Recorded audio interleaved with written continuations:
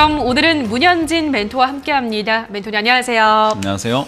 네, 오늘 장 시작 굉장히 활기차게 시작해서 웬일인가 오랜만에 했더니 또 시장은 좀 미끄러지고 있네요. 어떻게 보시나요? 보통 이렇게 떨어지는 장세 속에서 시가가 뜨잖아요. 말이 왜 이러죠?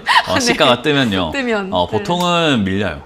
보통은 이렇게 상승세에서 시가가 뜨면 더 가는 경우가 많은데 하락세에서 시가가 뜨면은 이제 내려가려고 하는 힘이 강하다 보니까 아침에 떴다가 바로 밀려버리는 경우가 굉장히 많아요. 왜 그러냐면은 장중에 이렇게 6시간 반 동안 상승세를 만드는 것은 굉장히 돈이 많이 필요한 일인 거고 힘도 필요한데 아침부터 뛰어 올리는 것은 비교적 돈이 좀 덜 들어가는 일입니다. 그렇기 때문에 아침에 뛰어 올리는 거는 그냥 기대감이라던가 또 미국 증시가 또 많이 반등이 나왔다 보니까 그 반등폭을 보면서 아침부터 매수하려고 하는 그런 매수세가 시가를 띄우는 것까지는 해요. 그런데 그 이후로 지속을 시킨다는 것은 굉장히 어려운 일인 거예요. 그래서 하락세가 만들어져 있는 상황에서 시가가 떴다. 그러면 밀린다라고 생각하시는 것이 훨씬 더 바람직한 모습이 될 것 같고요. 일단 지수 자체로만 이야기를 한다면 그렇지만 지수와 종목과는 이제 개별적으로 좀 움직이고 있다는 것을 여러분들이 많이 명심하셔야 될 것 같아요. 제가 계속 말씀드리고 있지만 지금 당장 단기간에 약간 지수가 올라오거나 하는 건 그럴 수도 있어요. 그러니까 지금 겨울이잖아요. 근데 오늘 만약에 날이 좀 따뜻했다 칩시다. 따뜻했다고 봄이 오는 건 아닙니다. 그러니까 겨울 중인 거예요. 그런 것처럼 지수가 약간 반등이 좀 나왔다고 해서 상승세로 돌아선다든지 호재가 갑자기 나오는 건 아니라는 거죠.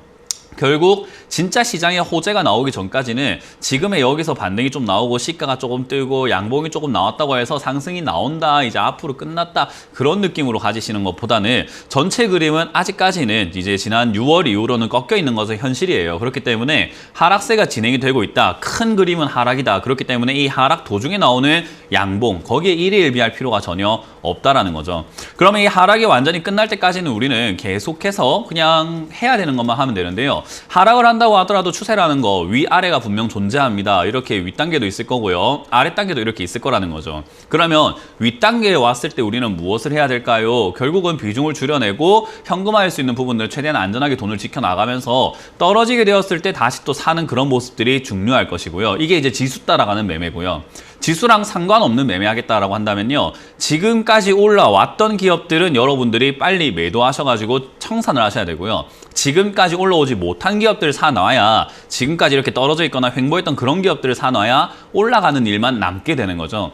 그렇기 때문에 지금은 여러분들이 올라왔던 기업을 사서 물려있다면 사실 그거 굉장히 괴로운 일이 될 거예요. 그런데 반대로 제가 방송에서 누누이 말씀드리는 실적은 좋은데 바닥에서 주가가 기어다니고 있는 기업들 그런 기업들 보면 여러분들이 무슨 생각이 드냐면요. 아니 실적은 미리 선반영 되는 거 아닙니까? 라고 하는데 맞아요. 선반영이 돼야 되는데 선반영이 안 된 기업을 사라 이 말이에요. 그 말은 뭐냐면 선반영이 됐다면 주가가 이미 올라갔을 거예요. 그래서 여러분들이 산 기업들 주가가 올라온 상태에서 샀기 때문에 아니 좋다고 했는데 왜 밀리죠? 기업이 좋은데 실적도 늘었는데 왜 내려가나요? 라는 질문을 제일 많이 하는 게 선반영된 기업을 샀기 때문입니다. 그러니까 선반영이 안 된 기업을 사놔야 선반영 될 때 수익이 나는 거예요. 그래서 우리가 순서를 좀 잘못 알고 있는 것 같습니다. 선반영되고 사면은 결국은 고가에 사는 거고요. 선반영 될 때 가지고 있으면 수익이 나는 거예요. 그래서 미리 떨어져 있는 기업을 지금 여러분들이 수집을 해 놓는 것이 투자의 관점이 될 것이다 라고 보면 되겠죠. 그래서 지금은 여러분들이 들고 있는 종목들이 이번 상승세에 올라왔던 기업을 갖고 있는 건지 아니면 밑으로 떨어져 있는 기업을 내가 가지고 있는지를 잘 한번 살펴보시면 좋을 것 같아요. 저는 떨어져 있는 기업들이 지금 많이 있다라고 말씀드리는데 업황으로 또 따져본다면은 화장품 업종 많이 빠져 있잖아요. 그런 거 역시 모아가는 거 아무 문제 없습니다. 근데 화장품 업종 중에서도 여러분들이 조금은 지뢰밭이죠. 약간 옥석을 좀 가려야 될 것 같아요. 적자가 나오고 있는 기업들도 분명히 있으니까요. 그리고 반대로 또 다른 업종으로 좀 본다면은 역시나 식음료 파트들 실적은 좋은데 바닥에 기어다니고 있고 역시나 반도체 업황이니 전기차니 이런 게 가다 보니까 먹거리에 우리가 관심을 별로 안 가지고 있거든요. 그런데도 실적이 좋은데 바닥에 있는 기업들이 있습니다. 그런 거 사놓으면 될 것 같고요.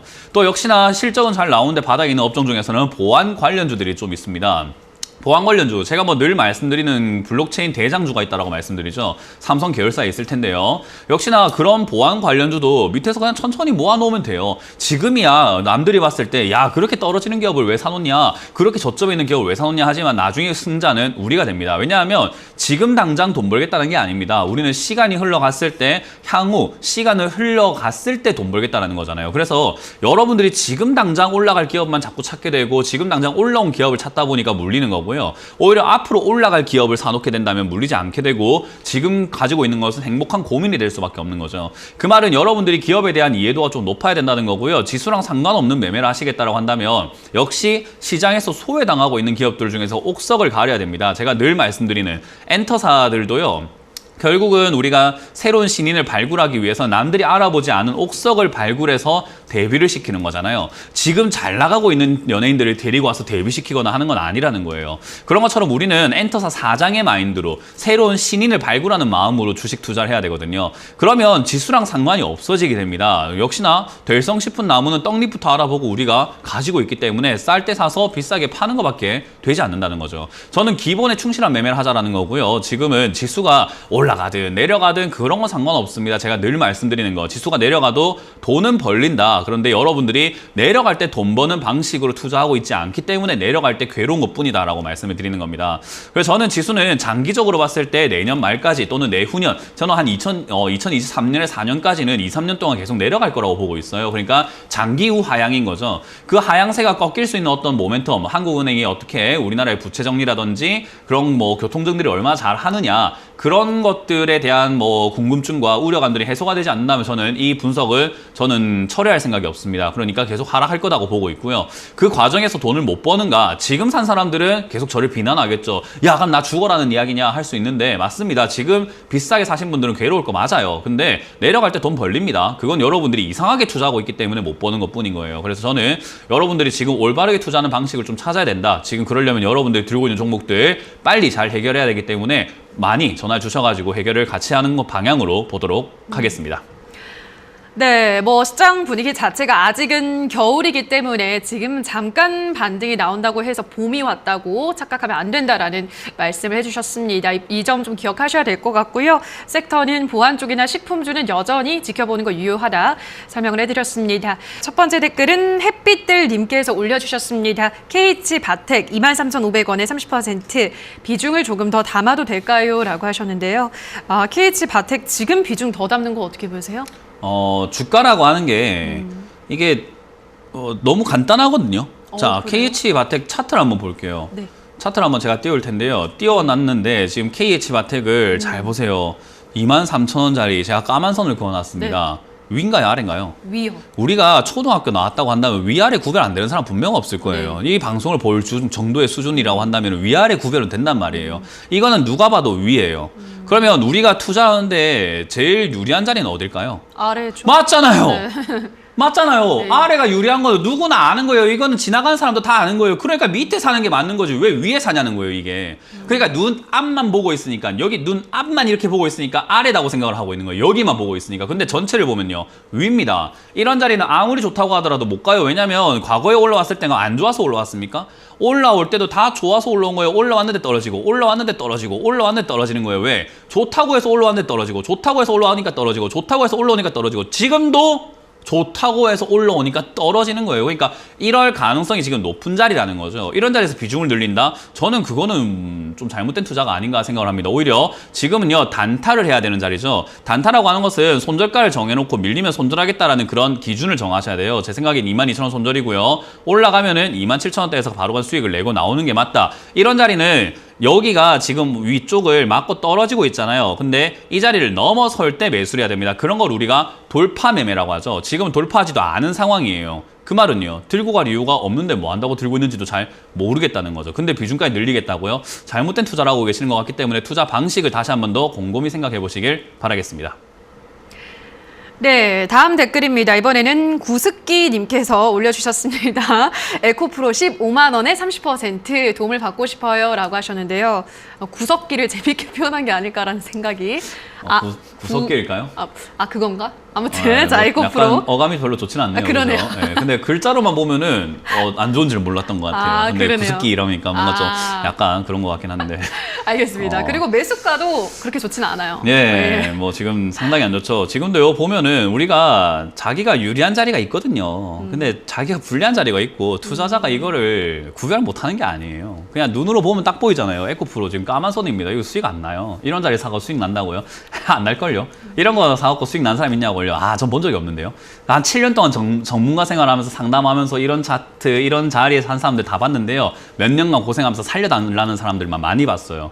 그 말은 뭡니까? 이런 자리 사갖고 수익 안 납니다. 근데 왜 도대체 눈에 보이는 이런 고점에 사게 될까요? 좋다고 하니까 홀려버리는 거죠. 눈에 보이는 게 없어지는 거예요. 좋다고 하니까 에코프로 날아간다, 2차 전지다, 야 전기차 씨, 앞으로 전기차 앞으로 필요할 거야, 으악! 이럴 되는 거죠. 결국 어떻게 돼요? 고가임에도 불구하고 사게 되는 겁니다. 이거는 홀린 거예요. 그래서 저는 주식시장에는 그냥 우스갯소리로 귀신이 산다라고 하는데요. 사람이 귀신에 홀리거나 공포를 느끼거나 희열을 느끼거나 희망에 가득 차버리면 눈에 보이는 게 없어지고 그냥 눈에 보이는 걸 믿지 않게 돼요. 더 올라간다고 믿어버리죠. 아닐 겁니다. 지금 이거는 기술적으로는요. 정고 반등이라고 해서 지난번에 올라왔던 저항선이었어요. 여기가. 근데 여기가 지지로 바뀌면서 반등이 나와주고 있는 포인트예요. 이런 자리에서 반등이 나올 때 12만 원에서 13만 원 정도까지, 그러니까 떨어진 폭의 절반 정도 올라갈 수 있다고 보는 게 맞는 거고요. 이 정도 올라올 때 정리하는 게 맞는 거지 이걸 장기로 가져간다? 제 생각에 이건 아마 한 5년 정도는 고생하셔야 되는 종목이 되지 않을까 생각이 듭니다. 그래서 손실이 나더라도 정리하시고 올바른 투자를 합시다. 누가 봐도 윈지 아래인지는 구별이 갑니다. 여러분들도 아래에 있는 종목들 볼 수 있습니다. 자꾸 뉴스를 보지 마시고 차트도 보시고 앞으로 올라갈 가능성을 보시길 바라겠습니다. 지금 이거는 저는 10만 5천 원 지지가 된다고 보여지는 자리이기 때문에 반등 시 12만 원 이상에서 정리하자는 전략을 드려보도록 하겠습니다. 네, 다음 댓글은 이번에는 서정임님께서 올려주셨습니다. 제넥신 99,000원에 10% 추가 매수를 할지 쭉 기다리면 매수가는 올지 많이 고민됩니다. 라고 하셨는데요. 네. 어떻게 생각하세요? 아까 미끄럼틀 말씀드렸어요. 네, 그죠? 미끄럼틀. 자, 미끄럼틀을 생각해서 제가 차트를 보여드릴 테니까 우리 앵커님도 한번 같이 한번 보도록 할게요. 제넥신 지금 미끄럼틀이 끝났나요? 아니면 내려가고 있는 중인가요? 어떻게 된 건가요? 지금 내려가고 있는 중입니다. 내려가고 있는 중인 것 네. 같아요. 끝일 수도 있고 내려갈 수도 맞아요. 있는, 아직까지는 그냥 내리막 길이에요. 근데 이걸 무슨 바닥을 판단을 해야 될까요? 근데 왜 제넥신을 이 자리에 샀을까요? 이 자리에도 내리막 길인지 아닌지 아직까지는 확실하게 볼 수가 없는데 불구하고 내리막 길일 거야 라고 자꾸 맞추려고 했기 때문에. 그러니까 이런 우리가 인간이 넘어서지 못하는 그런 영역이 있거든요. 내일을 알 수 있나? 모릅니다. 내일 무슨 일이 있을지. 뭐 이번 주, 다음 주, 뭐 크리스마스 때 무슨 일이 있을지 우리는 몰라요. 모르죠. 맞추려고 하면요. 그거는 인간의 영역을 자꾸 넘어서려고 하는 거죠. 지금 주식하는 사람들이 대부분 그래요. 차트가 아직 바닥 잡지도 않았고 다 내려가지도 않았는데 그걸 매수를 하셨고, 그리고 지금도 어때요? 아직 바닥 잡지도 않았고 내려가고 있는 중인데 그것도 다 내려갔는지 추가 매수를 해야 되는지 그걸 고민하는 거죠. 이거 내버려 두세요. 방법이 없어요. 왜? 아직까지는 한참을 떨어져야 된다는 거죠. 떨어질지 아니면 여기서 바닥을 잡을지는요, 시간이 말을 해줍니다. 그렇기 때문에 지금은 기다려야 되고요. 그럼 이제 그런 기업들 중에서 괜찮은 기업인가 아닌가를 봤더니 적자가 어마어마하네요. 그럼 얘는요, 더 떨어질 수도 있겠구나. 속도가 내려가려고 하는 속도가 되게 빠르겠구나라고 보여지는 기업이에요. 그러면요, 추가 매수 해야 될까요? 절대 안 되는 거죠. 이런 기업을 추가 매수를 하겠다는 것 자체가 기업도 안 보는 거고 차트도 안 보는 거고 아무것도 못하고 내가 물렸기 때문에, 내 손실률이 지금 40% 30%이기 때문에 추가 매수해서 지금 손실률 줄여야 되지 않나가 급선무가 되어 있는 거죠. 일의 중요성, 그러니까 우선순위를 잘 모르시는 거예요. 우선순위는 기다려야 됩니다. 차트가 바닥을 잡을 때까지요. 잡기 전까지는 적자기 때문에 더 내려갈 수 있다라고 마음을 열어두셔야 되고요. 손절하겠다라고 했을 때는요, 손실이 큰데 이 종목에 손실난 걸 다른 종목으로 메꿀 수 있다면 지금 당장 손절도 괜찮을 것 같아요. 그게 아니라면요, 저는 조금 더 들고 가시는 게, 이렇게 끝까지 내려가는 기업은 없거든요. 떨어지다가 멈추면은 그때 반등 포인트를 보고 정리하시는 게 맞다. 저는 제 생각으로는 한 5만 원 초입부 정도까지 밀렸다가 거기서 반등 나와갈 바닥을 잡을 것 같다 생각이 드니까 지금은 그대로 보유하시길 바라겠습니다. 네, 저희 실시간으로 이렇게 여러분의 고민 해결 도와드리고 있습니다만 저희가 방송에서 전해드리는 내용은 투자 판단에 대한 조언일 뿐이라는 점 유의해 주시고요. 깨빙최님께서 대유 지금 매수해도 될까요? 저점 같은데 내년 2월 유증 있어요 라고 말씀해 주셨습니다. 반대하실 것 같은데요? 아, 대유요? 예. 아니요, 이런 거 이제 아까 전에 제가 이야기해 드렸잖아요. 주가가 올라왔을 때 유상증자를 하면은 안 좋은 기업이다. 근데 지금 떨어져 있네요. 떨어져 있는데 유상증자한다. 그러면 유상증자한다 말은 돈이 좀 더 필요하다는 거예요. 근데 회사가 돈이 필요한 상황인가 봤더니 돈 잘 벌어요. 회사가 돈도 많아요. 네. 그럼 유상증자한다는 것은 제가 보기에 약간 뭐 정확할 수는 없는데, 제가 약간의 그냥 저의 이제 경험과 이때까지의 그냥 뭐 필드에서의 감각들을 발휘한다면 유상증자 받을 사람이 있습니다, 이거. 그러니까 누군가가 일부러 싸게 들어오기 위한 하나의 전략인 거예요. 그러니까 우리는 상관없는 유상증자가 될 가능성이 높고요. 네. 그럼 바닥 잡고 올라갈 가능성이 전 높다고 보거든요. 그냥 들고 가시길 바랍니다. 유상증자 받을 수 있다면 아마 청약하셔도 좋은데 아마 많이 받지 못하실 거고요. 그냥 들고 가시고 근데 매수를 해도 될까요? 네. 그럼 매수해도 괜찮다는 전략을 드려보도록 하겠습니다. 네, 알겠습니다. 자, 여기까지 오늘은 거의 뭐 유증, 무증 특집이었던 것 같아요, 멘토님. 네, 아마 네. 올해뿐만 아니라 내년도 유상증자 많을 거예요. 왜냐하면 회사들이 자꾸 돈 달라 할 거거든요. 네. 저는 그렇기 때문에 지금 기업 실적이 안 좋으면 가져가지 말란 전략을 마지막으로 드릴 수 있겠네요. 네, 알겠습니다. 오늘 정말 알찬 시간이었습니다. 오늘 꼼꼼한 상담 도와주신 멘토님 먼저 인사 나누도록 할게요. 멘토님 고맙습니다. 고맙습니다.